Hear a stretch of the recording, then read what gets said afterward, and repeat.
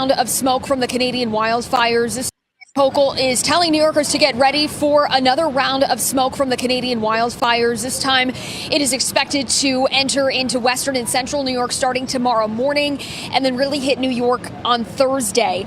Air quality across the state tomorrow is expected to be in the unhealthy range and hazardous in some parts. Officials will be making announcements on public transit and sending out alerts to people's cell phones. One thing that is different about the smoke this time around is the timing. A lot of kids are now out of school and spending more time outdoors, and for them, the governor is urging caution. A lot of children are off to camp this week. A lot of kids are at camp, and they need to have the camp counselors be aware these kids need to be protected. They're younger. They have some of them have health challenges, and making sure that they have everything they need to probably stay indoors, but also have masks available to the children as well. The MTA and Port Authority will be handing out free N95 masks at several of the city's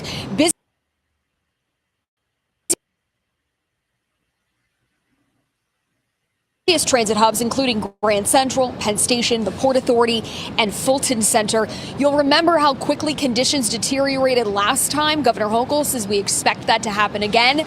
So tomorrow morning, we expect the smoke to roll into western and central New York, and then Thursday into New York City. The governor says that this is really an example of climate change that is unfortunately happening for us in real time.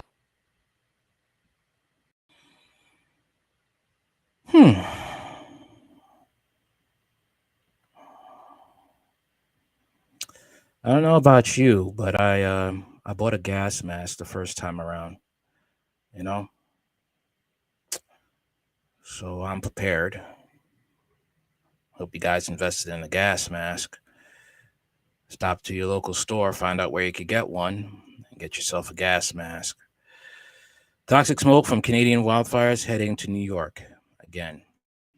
Unhealthy air quality is expected to grip New York again this week as winds push in more toxic smoke from the raging Canadian wildfires. I wonder if you guys know that they had arrested some arsonists in Canada for this.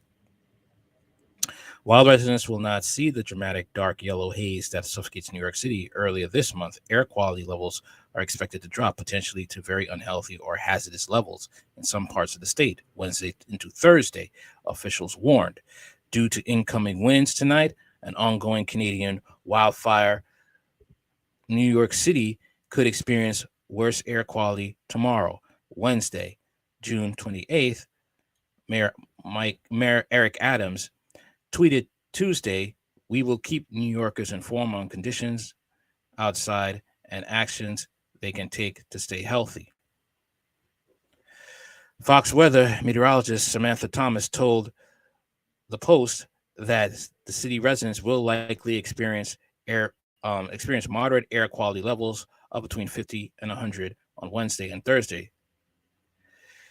The air quality is deemed unhealthy for sensitive groups such as the pregnant, elderly, and those with cardiovascular lung diseases when it reaches a level of 100, according to the State Department of Environmental Conservation. Yeah. It's not like we're going to see the sky turning orange again, or we're going to see anywhere near the amount of smoke in the sky we saw in the sky last time, she said of the city. Big Apple residents may notice the hazy skies around sunset, but it's not expected to be a very dangerous event, Thomas said, adding that the smoke will start to clear out of the area by Friday. But other parts of the state appear headed for a worse time than the city. Governor Kathy Hochul said in a statement Tuesday that air quality health advisories have been issued for western and central New York, as well as the eastern part of Lake Ontario.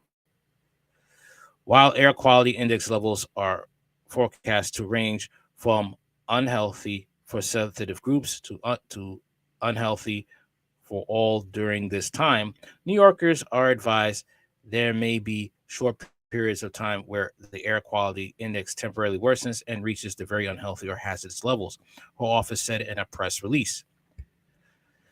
State Health Department Chief Dr. James McDonald said his agency recommends New Yorkers in impacted areas limit strenuous outdoor activity to reduce the risk of adverse health effects. People who are especially sensitive to elevated levels of pollutants should avoid spending time outdoors if possible, he added in the release.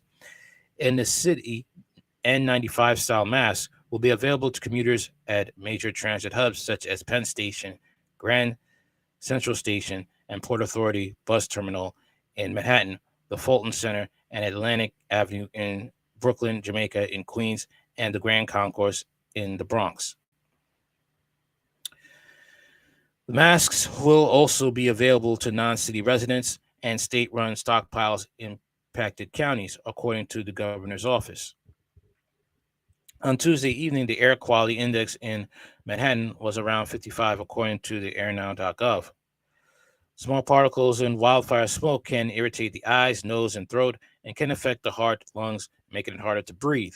When smoke from the wildfires descended on New York City earlier this month, the Big Apple had the worst air quality index of any city in the world at 183, which is considered unhealthy for all New Yorkers by the DEC.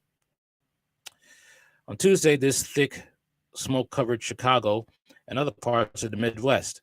Chicago and Milwaukee were ranked number 1 and number 2 as major cities with the worst air quality in the world on Tuesday, and the peak of their smoke, according to Fox Weather. Minnesota issued its record-setting 23rd air quality alert, lasting through late Wednesday night across much of the state.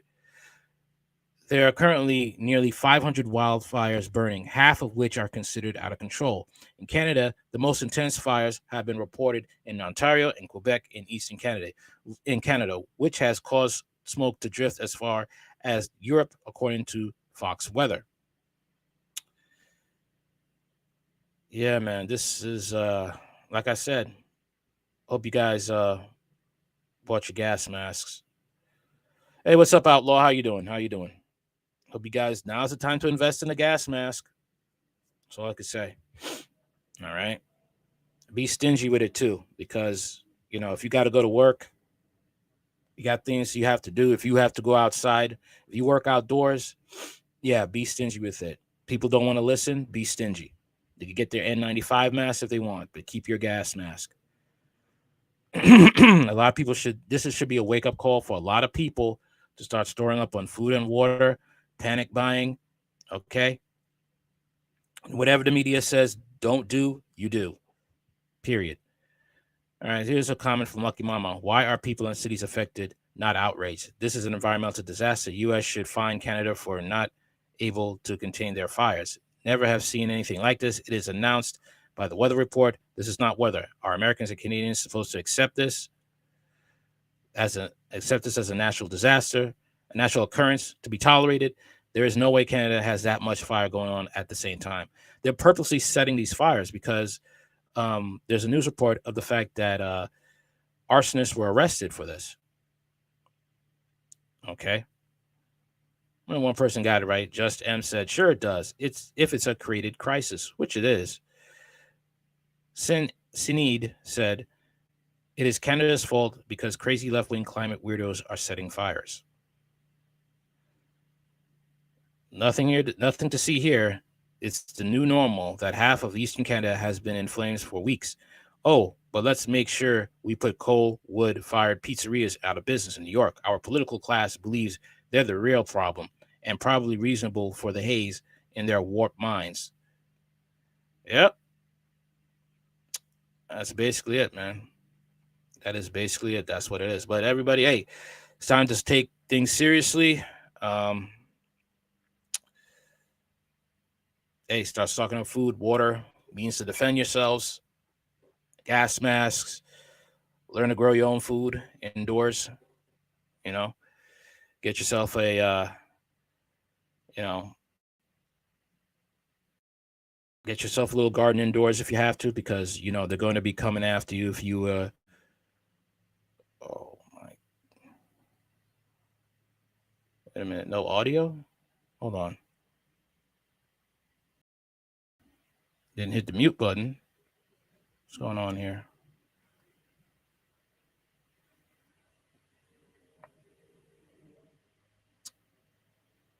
Okay. All right. Like, share, comment, subscribe.